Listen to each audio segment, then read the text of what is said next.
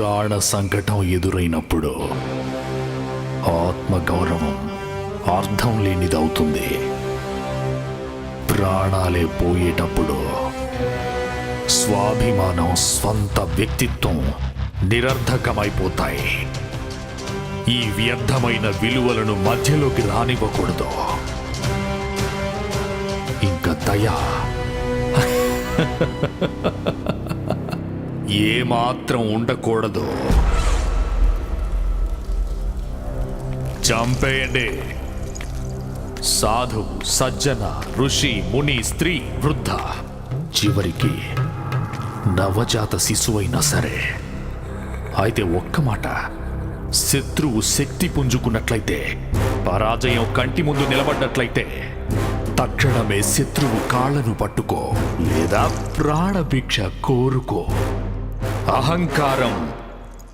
అహంకారాన్ని దరిచేరనివ్వద్దు. అగ్నిః శేషం, రుణః శేషం, శత్రుః శేషం తథైవ చ పునః పునః ప్రవర్ధయే తస్మాద్ శేషం న కార్యే. అంటే దాని అర్థం, ఒక్క అగ్నికణం గాని, ఒక్క వరహారుణం గాని మన శత్రువు పుత్రుడొక్కడైనా మిగిలి ఉన్నట్లయితే ఏ క్షణమైనా భయంకరమైన రూపాన్ని పొందవచ్చు. కనుక అందరినీ సమూలంగా నాశనం చేయడమే ఏకైక పరిష్కారం మన భద్రతకి. అందుకే చెబుతున్నాను, సామదాన దండ భేదాల్లో దేన్ని ఉపయోగించాల్సి వచ్చినప్పటికీ శత్రువు ప్రాణాలను హరించడమే తక్షణ కర్తవ్యమని తెలుసుకోవాలి. వదిలిపెట్టద్దు మన ప్రత్యర్థి.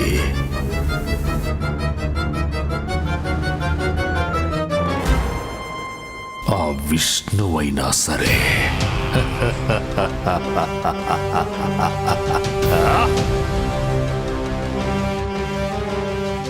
ఇదే కంసుడి స్వరూపం. తన దృష్టిలో స్వార్థాన్ని సాధించుకోవడానికి ఎంతకి దిగజారడానికైనా సరే వెనకాడుడు. అందుకే తన సింహాసనం కోసం కన్న తండ్రి ఉగ్రసేన మహారాజుని సైతం వదిలిపెట్టలేదు. తండ్రి గారు,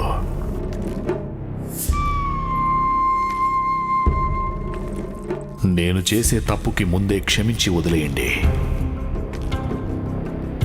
నేను కలలో కూడా ఊహించలేదు నేను మీతో ఇలా ప్రవర్తించాల్సి వస్తుందని.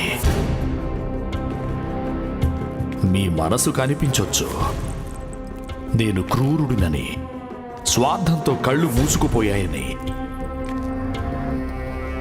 కానీ మరో దారి లేదు.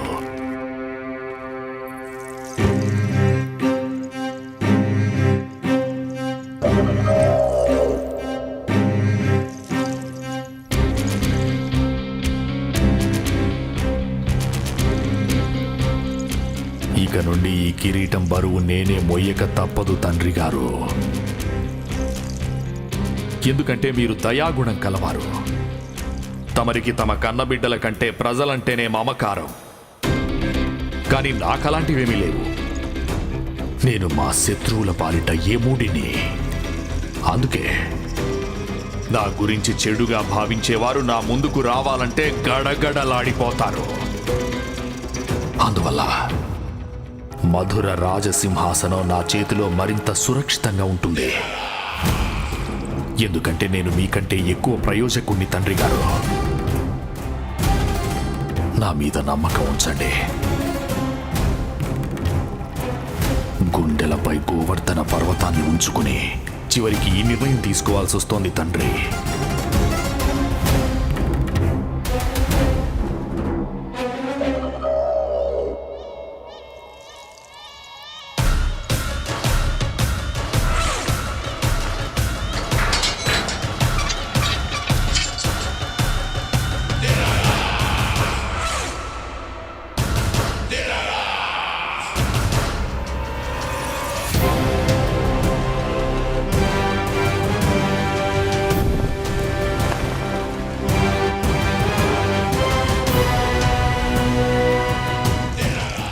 చెవి యమునలో పడేయండి.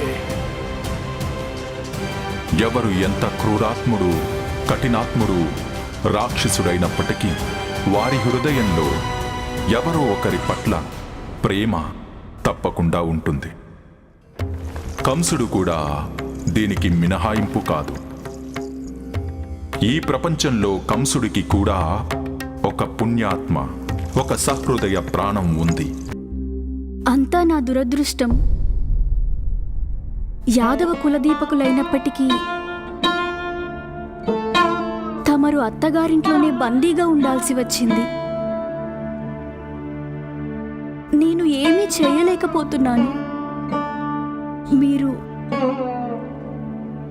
నన్ను వివాహం ఆడకుండా ఉండాల్సింది. అప్పుడు నా తలరాత మారిపోయి ఉండేదంటావా? గత జన్మలలో చేసుకున్న కర్మ ఫలితంగా మన నుదిటి రాతలుంటాయి. వాటిని అనుభవించక తప్పదు. శ్రీహరి ఎప్పుడేం చేస్తారో, ఎందుకలా చేస్తారో, ఈ పరిస్థితికి గల మూల కారణమేమిటో ఇవన్నీ తెలుసుకోవడం అనేది మన మానవులకు సాధ్యం కాదు దేవకి.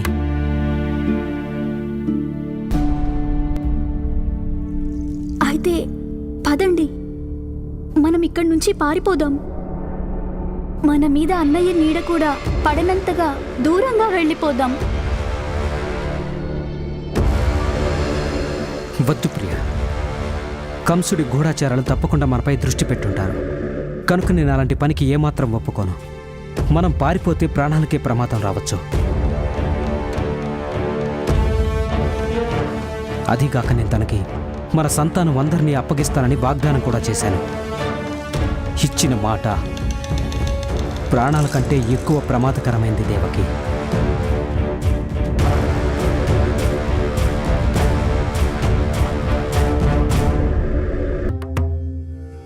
అదే అతడి ముద్దుల చెల్లెలు దేవకి.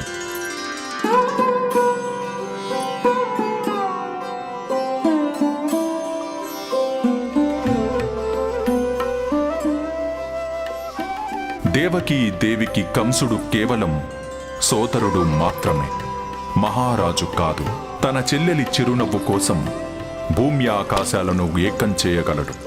అందుకే తన చెల్లెలు దేవకిని యాదవరాజైన వసుదేవుడికి ఇచ్చి అంగరంగ వైభవంగా వివాహం జరిపించాడు. ఆగు ఆగు ఆగు ఆగు.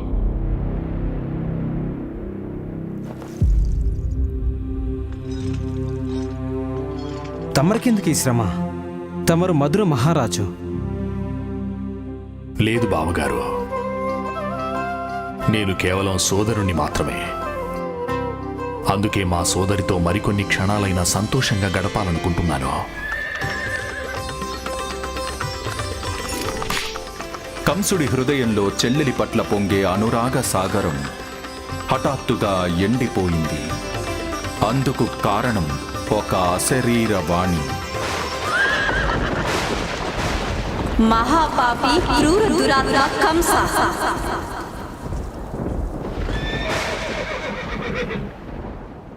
ఏ దేవకినైతే నువ్వు వింతగా ప్రేమగా అత్తారింటికి తీసుకువెళ్తున్నావో తనే నీ అంతానికి మూల కారణమవుతుంది.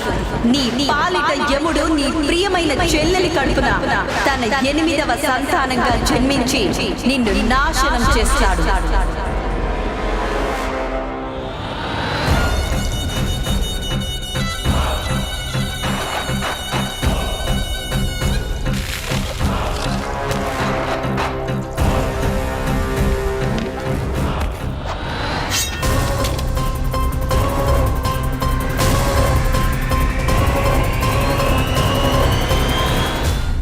ఎవరు మీరు?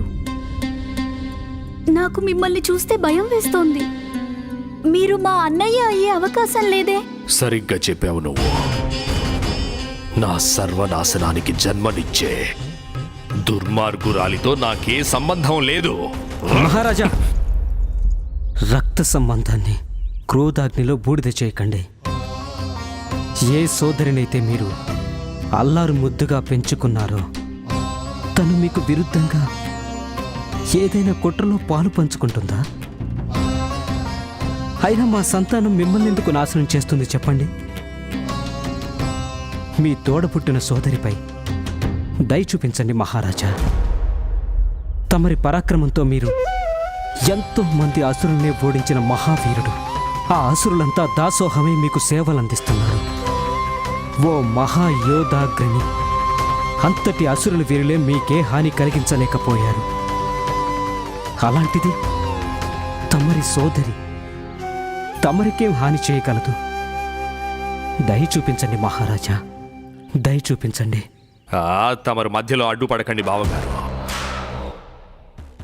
మీరు వినలేదా? తన 8వ సంతానం నన్నే వధిస్తాడని. ఇప్పుడు ఆ తల్లే లేకపోతే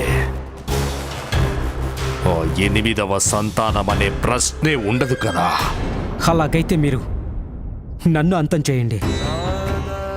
ఒకవేళ నేనే లేకపోతే దేవకికి సంతానం కలిగే సమస్య ఉండదు. మా బావగారిని చంపి పాతకం మూటగట్టుకోలేను. తోబుట్టువు హత్యా పాతకం మూట కట్టుకుంటారా? ఎవరిని ముద్దుగా పెంచుకున్నానో వారిని అంతం చేసే అధికారం ఉంటుంది నాకు. బావగారు, తమరికి ఈ విషయంలో అంతగా సందేహం ఉంటే తమరు మాకు పుట్టే 8వ సంతానం ప్రాణాలు తీసేసుకోండి. 8వ సంతానం కాదంటే అంతవరకు పుట్టే పిల్లలందరినీ కూడా స్వయంగా మీ చేతులతోనే వధించండి.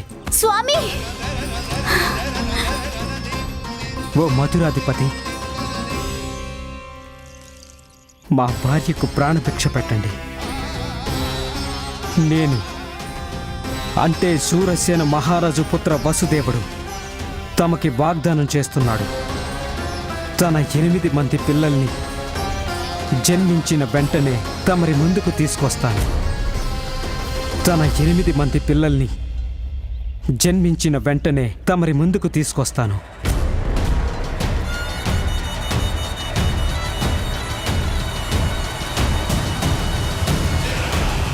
అభినందనలు బావగారు. మీ భార్య ప్రాణాలను రక్షించుకోవడంలో మీరు విజయం సాధించారు. కానీ మీకు పుట్టే సంతానానికి బతికే అదృష్టం ఉండదు. వాగ్దానం మరువకండి.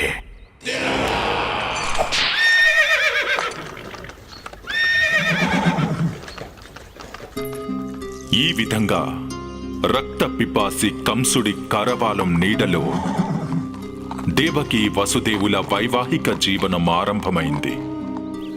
కంసుడి క్రూరత్వం, వసుదేవుడి వాగ్దానాల బాధాకరమైన వర్తమానం గోకులానికి తెలిసింది. అప్పుడు హరిహర, మహారాజైన వాసుదేవుడు కంసుడిని ప్రాధేయపడుండకపోతే దేవకీదేవి ప్రాణాలు పోయుండేవా? అవును నందరాజా, ఇప్పుడు నవదంపతులిద్దరూ కంసరాజు మందిరంలో ఉన్నారు. ఆ మందిరం కూడా చెరసాలకు తక్కువేమీ కాదు.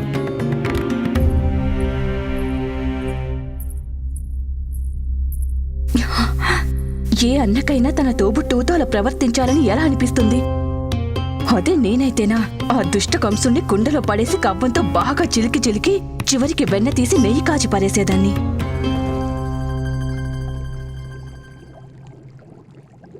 లేదు, నెయ్యి కాదు, ఈ కంసుడు చీడ పురుగు. రోట్లో వేసే రోకలితో ఎలా దంచుతానంటే ఇంకెప్పుడు అలాంటి ఆలోచన కూడా రాదు తనకి.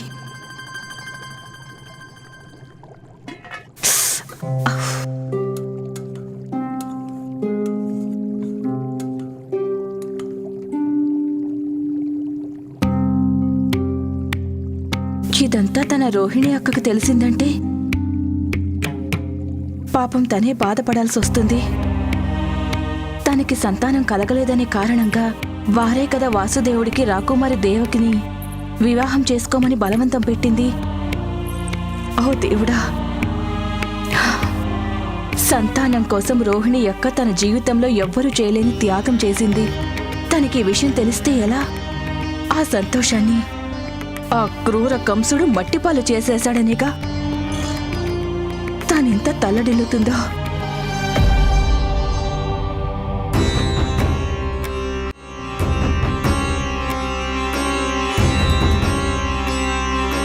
రోహిణి అక్క,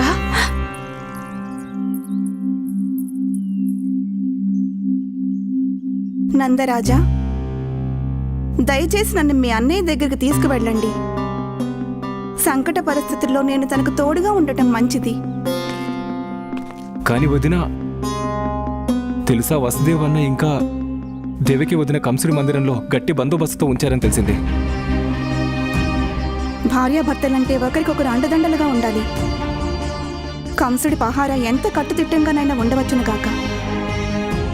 ఇప్పుడు వారికి సోదరి దేవకికి నా అవసరం ఉంది.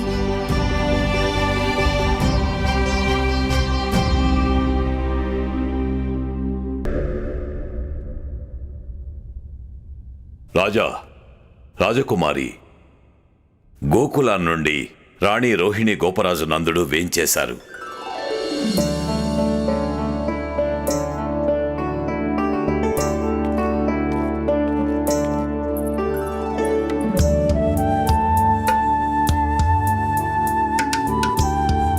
స్వామి,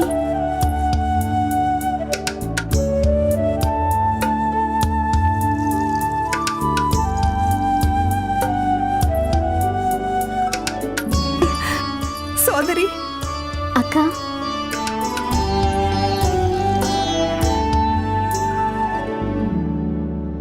సోదరా, మీరు చేస్తున్న సహాయానికి కృతజ్ఞతలనే మాట చాలా చిన్నది. నేను నా తలరాతకు తల వంచాను. ఇదే నారాయణుడి కోరికైతే అదే 10,000.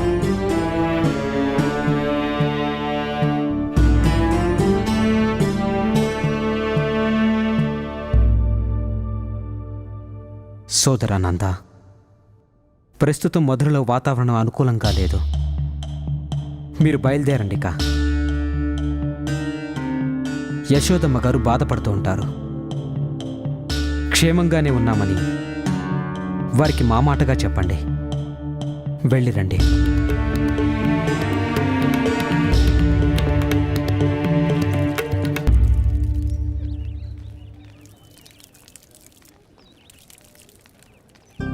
మా అన్నగారు ఇచ్చిన మాట నిలబెట్టుకుంటారా? వారు తన సంతానాన్ని తప్పకుండా కంసుడికి ఇచ్చేస్తారా? ఏమిటండి ఇది? మరీ ఇంత కఠిన వాగ్దానం. నిజంగా దాన్ని నిలబెట్టుకోవలసిన సమయం వచ్చినప్పుడు ఎంత నరకయాతనో. దాన్ని తలుచుకుంటేనే దుఃఖం ఆగడం లేదు.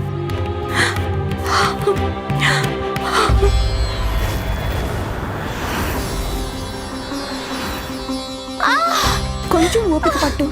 కొన్ని క్షణాలంతే. కాస్త ఓచుకో దేవకి. నేను అంటే శూరసేన మహారాజు పుత్ర వసుదేవుడు తమకి వాగ్దానం చేస్తున్నాడు. తన 8 మంది పిల్లల్ని జన్మించిన వెంటనే తమరి ముందుకు తీసుకొస్తాను.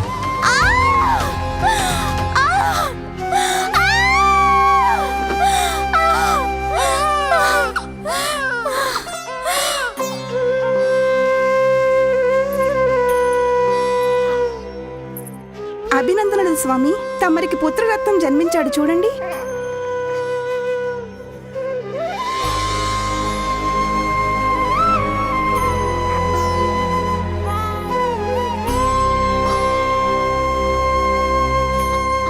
మహారాజుకు తెలిసిందంటే ఏమవుతుంది?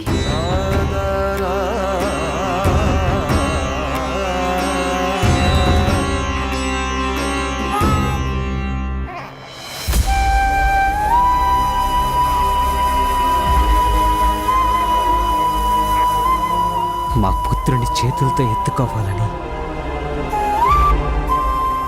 ఎన్ని సంవత్సరాలుగా నిరీక్షిస్తున్నానో తెలుసా? కానీ పుత్రుడు జన్మించాక నా కంట్లో నీళ్లే మిగిలాయి. లోకంలో ఏ తండ్రైనా సంతానాన్ని మొదటిసారి ఎత్తుకోగానే ముందుగా ఆలోచించేది పెట్టాల్సిన పేరు గురించి, తన బిడ్డ భవిష్యత్తుకు బంగారు బాటలు వేయడం గురించి. కానీ నేను నిర్భాగ్యుడైన తండ్రిని. నా పుత్రుడి భవిష్యత్తును అంధకారంలో మూర్చడానికి వెళ్తున్నాను. ఇప్పుడు తనకి పేరు పెట్టిన లాభమే ఉంది. తమరి వాగ్దానం ప్రాధాన్యత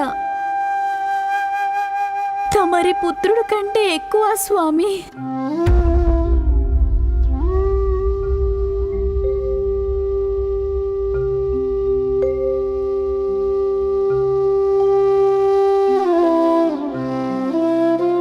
శ్రీమన్నారాయణుడి మారు పేరే సత్యం కదా దేవకి. నువ్వే చెప్పు, నన్ను ఆ శ్రీహరిని ఎలా కాదనమంటావు? నేను నా వాగ్దానం నిలబెట్టుకోక తప్పదు. ఇటు సూర్యుడు అటు ఉదయించినా సరే నేను తనని కంసుడి దగ్గరకు తీసుకువెళ్ళక తప్పదు.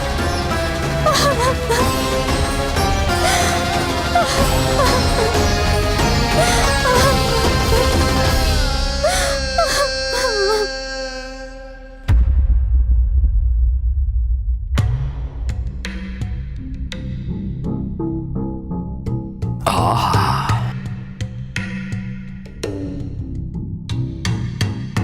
ఎంత రుచికరమైన భోజనమో!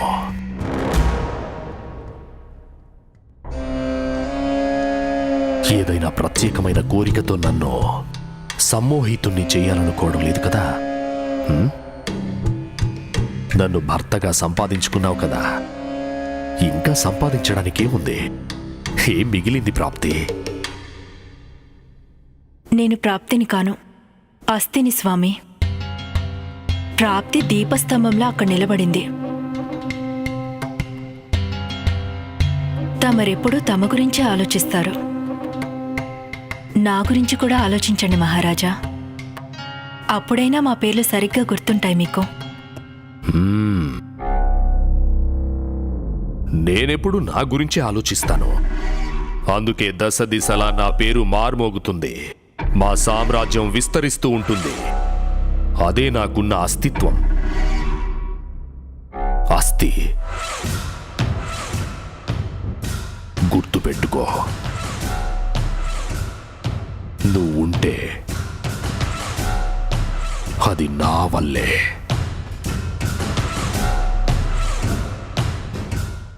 అడవిలో సింహమే లేకపోతే ఆ శివంగులపై పిల్లులు కూడా దాడులు చేస్తాయి. అస్థి. సింహం తన శత్రువులను ఎప్పుడు ఒక్క క్షణం కూడా ప్రాణాలతో ఉండనివ్వదు. కానీ మీరు వదిలిపెట్టారు దేవకిని. సింహం కాదు, అవే అయినా తన కడుపులో బిడ్డని ప్రేమించదంటారా?